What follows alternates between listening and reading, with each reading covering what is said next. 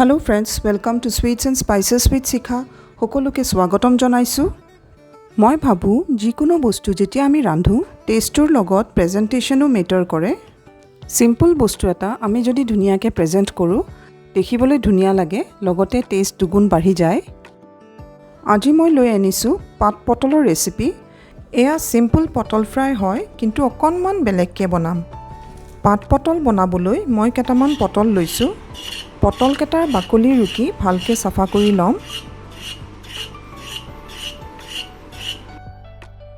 পটলৰ মূৰকেটা কাটি নেপেলাব নহলে পাতৰ শেপ নহব আৰু দেখিবলৈ ভাল নালাগিব। এক্সট্ৰাকে যদি ঠাৰিডাল ওলাই আছে এখিনি অলপ কাটি দিব। ফ্ৰাই কৰাৰ পিছত খাবলৈ ভাল নালাগে, এখিনি ডাঠ হৈ থাকে।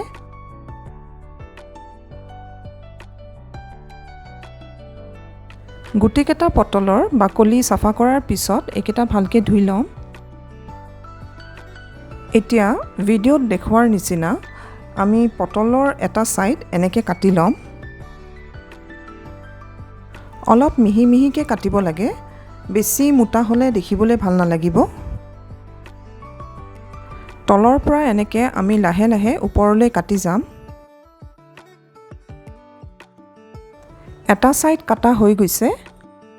এতিয়া আমি যোনটো সাইডত কাটিছিলো সেইখিনিৰ ঠিক অপোজিট সাইডত কাটিব লাগিব। যতে ততে কাটিলে পাতৰ শেপটো নহব।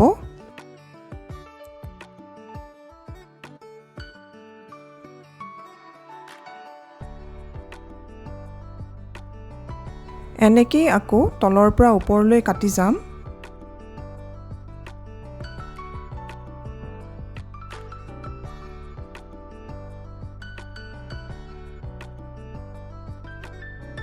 এটা পটল কাটা হৈ গৈছে, তেনেকৈ আমি গুটিকেটা কাটি লম। এতিয়া অলপ নিমখ আৰু হালধি দি এইখিনি ভালকে সানি লম। যদি পটলকেটা অলপ বেছি শুকান যেন পায় আধা চামুচ পানী দি এইখিনি ভালকে মিলাই ল'ব।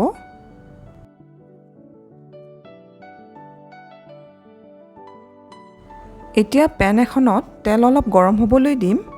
তেলখিনি ভালকে গৰম হোৱাৰ পিছত ফ্লেমটো কমাই দিম আৰু পটলকেটা দি দিম। পেনখন অলপ ডাঙৰ, মই সেইকাৰণে একেলগে 4টা পটল দি দিছো। অলপ সোনকালে হৈ যাব।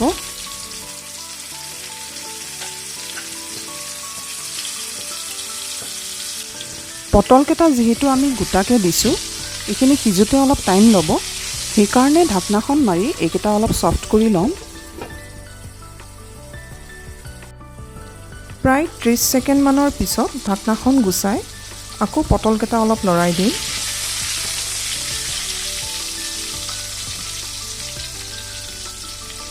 আকৌ ঢাকনাখন দি অলপ দেৰি সিজিবলৈ দিম।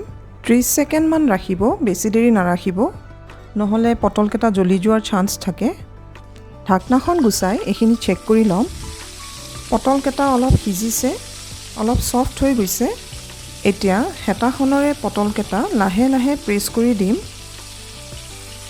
ফ্লেমটো বেছি বঢ়াই নিদিব, লোৰ পৰা মিডিয়ামত ৰাখিব।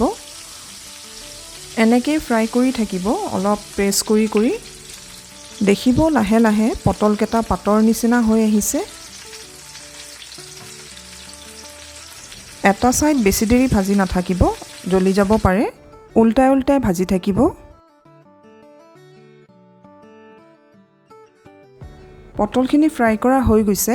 এতিয়া এইখিনি আমি টিস্যু পেপাৰ এখনত থৈ দিম যাতে পটলৰ পৰা ওলোৱা এক্সট্ৰা তেলখিনি সোক কৰি লয়।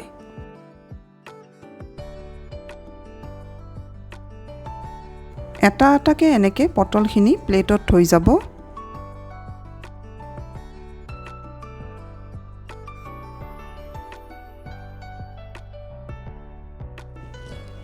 এনেকে পটল ভাজিলে দেখিবলৈ খুব ধুনীয়া লাগে। বিশেষকে আলহী আহিলে পটলখিনি এনেকে ফ্ৰাই কৰিলে ভাতৰ লগত উলাই দিবলৈ ভাল লাগে। যদি ভিডিঅ'টো চাই ভাল পালে লাইক কৰিব আৰু চেনেলটো সাবস্ক্ৰাইব কৰি বেল আইকনটো টিপিব নাপাহৰিব।